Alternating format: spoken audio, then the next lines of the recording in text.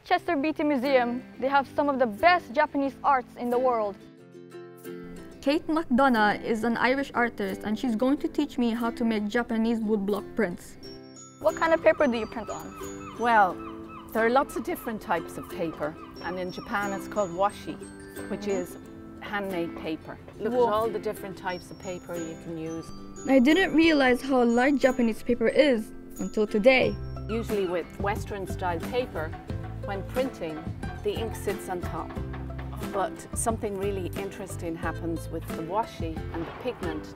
When it goes into the paper, it just becomes something completely different, and it lights up and it takes on a life of its own.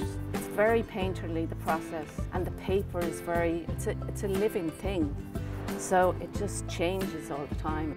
This is pigment mixed up, and it's watercolour. It's all watercolour. I don't use any oil, and watercolour is very unique to Japanese woodblock printing.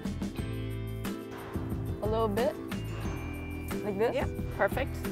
And now the nori. There you go. Rub it in a circular motion. Yeah, that's it. Oh my God. Am I doing this right? You're doing it perfectly. So now, what I'll do with this, I'll hold it like that, and then circular motion again. Because this is magic, I think, when you lift the print. Oh, beautiful. It's the same. Yes.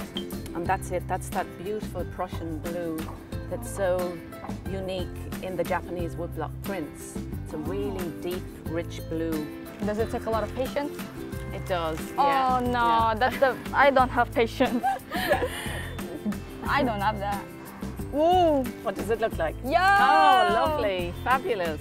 See, navy blue, dark blue, light blue, and it goes lighter. Thank you, Kate, for teaching me this. I learned a lot. Good, I'm delighted.